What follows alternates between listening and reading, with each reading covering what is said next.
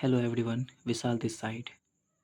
Welcome to my channel Beautiful Diaries of Literature. Today we're gonna discuss about Dharm Yudh, written by Arjun Devcharan. Basically हम बात कर लेते हैं by professional. ये एक टीचर थे, लेकिन हम लोग अगर बेसिकली जाने तो ये पोएट भी थे. यानी कि इनके अंदर टीचर होने के साथ साथ एक पोएट के गुण कूट कूट के भरे हुए थे. His plays appear like an extension of his poetry. इनके जो प्ले थे वो पोइट्री की ओर ज़्यादा एक्सटेंस कर रहे थे. The poet in him shows through his poet crisp and PT lines. इनके अंदर के जो कवि थी ना, वो कुछ इस तरह से दिखाती थी अपने आप को, जैसे कि वे वर्क को क्रिस्पी कुरकुरा बना देते थे, संक्षिप्त से भरे हुए होते थे, पूरा अर्थ हुआ करता था इनके इसमें. And song of the coarse in his play. और इनके कार्यों में सहगान हुआ करता था गायकों के समूह का साथ में, या टेक कह लो आप. किसी गाने का वैसी मूल पंक्तियों जो हर अंतरों के बाद बार बार दोहराई जाती है. अगर आप स्क्रीनशॉट लेना चाहते हो तो यहाँ से ले सकते हैं. वर्ड्स के मीनिंग के साथ क्रिप्स के मीनिंग है, यहाँ पे पीती के हैं और कॉरस के भी हैं. आगे हम बात कर लेते हैं इस स्टोरी के बारे में. First book of Rajasthani place. इनका पहला किताब था राजस्थानी प्लेस में. बेसिकली राजस्थान के थे. Published in the late 70s, लगभग में 70s के लास्ट में आई थी. ये वॉज रिसिप्ड, और ये रिसिप्ट किया गया था rather indifferently in the Rajasthani literacy circle. इंडिफरेंटली Rajasthani साहित्य के सर्कल में. आगे बात कर लेते हैं कि ये कहानी जब लिखी गई थी उस समय क्या चल रहा था. Drama in Rajasthani had mainly either some stay one act place on social issues like widow remarriage stories. उस टाइम में लिखे जाते थे एक तरह का प्ले, जैसे कि जो सामाजिक मुद्दों के बारे में बात करें.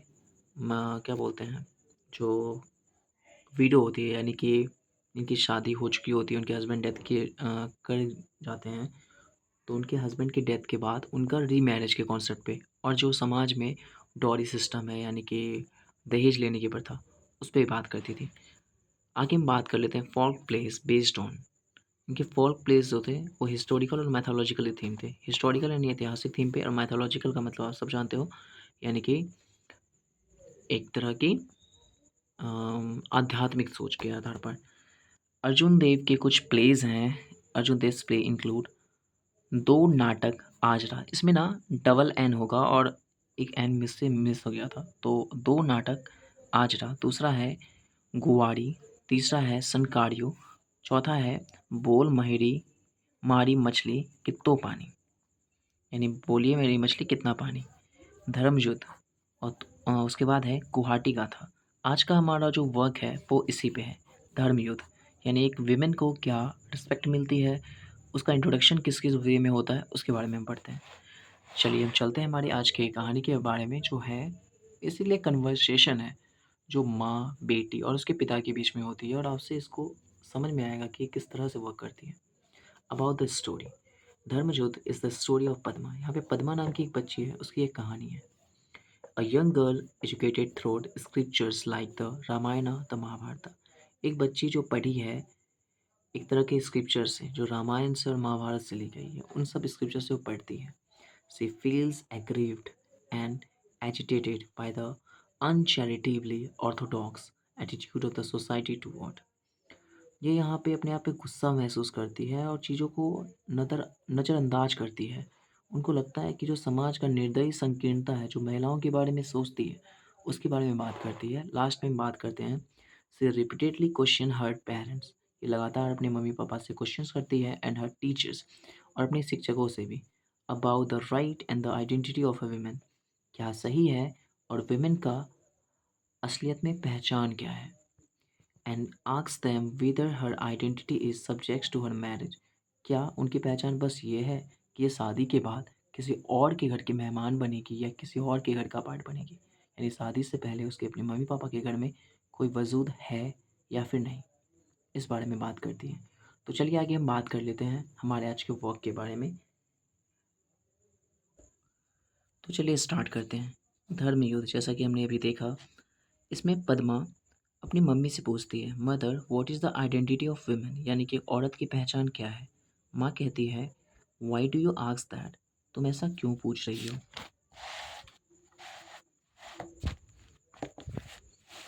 फिर यहाँ पे पद्मा कहती है, how am I different from other, मैं दूसरों से कैसे अलग हूँ। फिर माँ कहती है, you are my daughter, our only child and your father darling.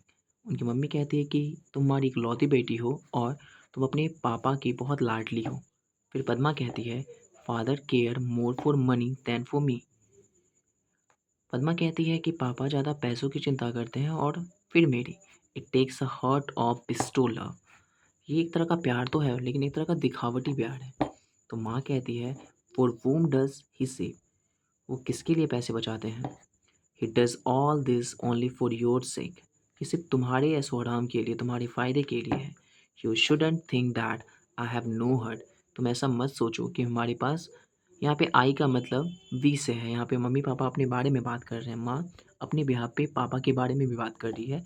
I have no hurt, ऐसा मत सोचो। फिर पद्मा कहती है, but I didn't say it of you, मेरा मतलब ये नहीं था।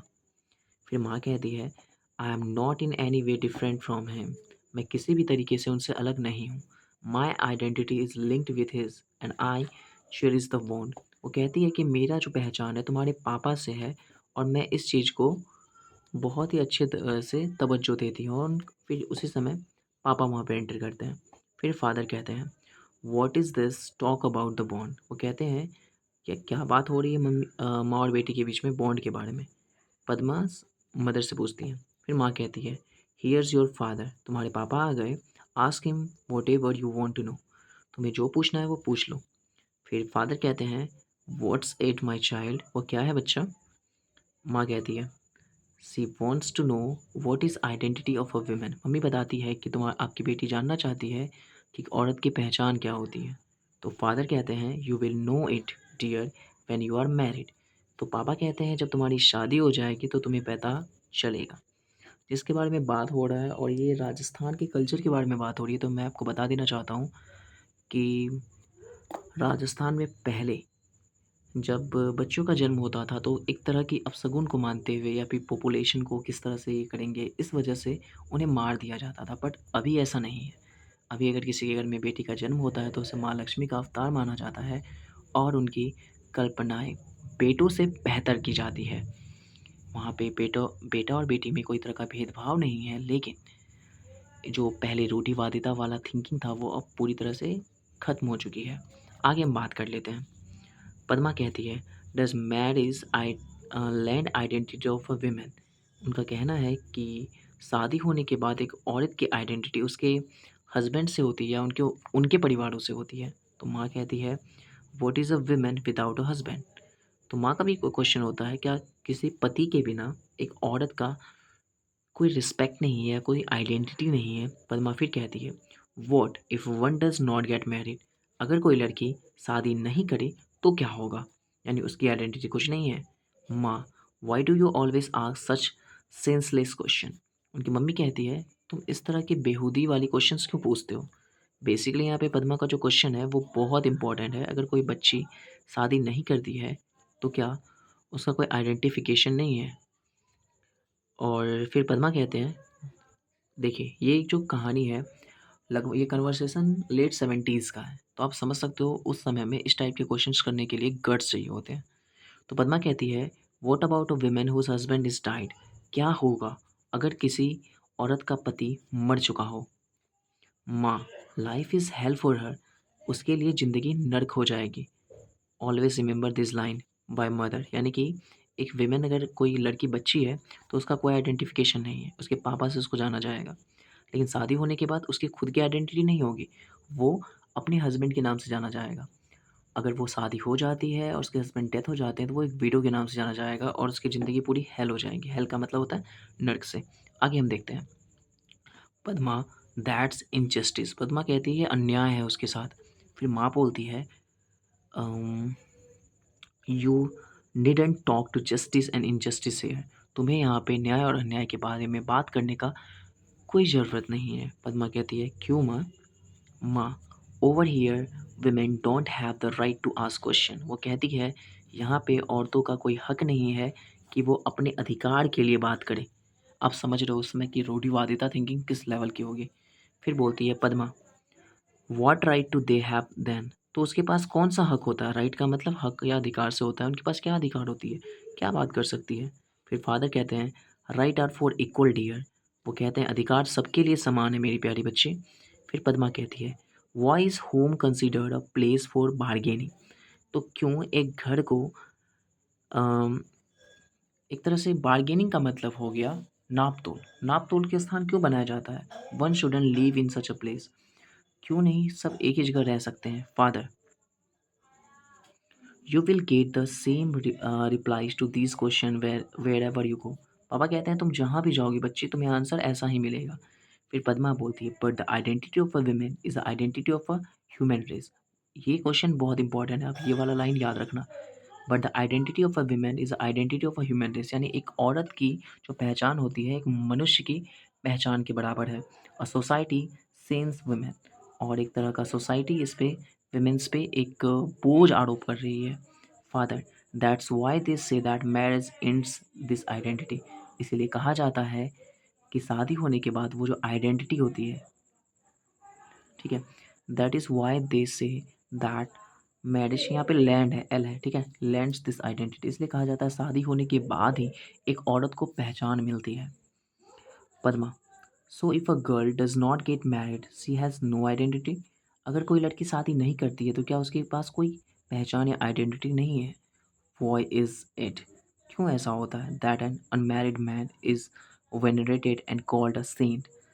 कोई आदमी अगर शादी ना करे तो वो साधु बन सकता है। While an unmarried women is called immoral and wanton.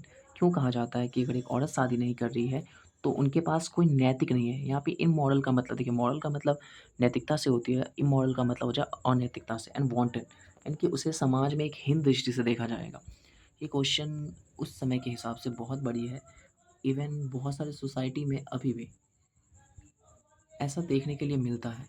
जब वुमेन अपने मन से कुछ करना चाहती है, इवन अलग फील्ड चूज़ करती है, तो उस कंडीशन में भी रोक-टोक किया जाता है। लेकिन फिर भी अगर फेयर तरीके से देखा जाए तो अभी 98% केसेज़ में ऐसा नहीं होता है।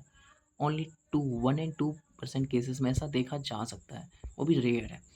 तो इस वर्क के बिहाफ़ पे आपके जो भी आइडेंटिफ़िकेशन हो, जो भी आपके क्वेश्चंस हो, आप पूछ सकते हो। आगे मैं कोशिश करूँगा कि आपकी वीडियोज़ लगातार आती रहे जिससे कि आपको प्रॉब्लम्स ना हो, and I will try again.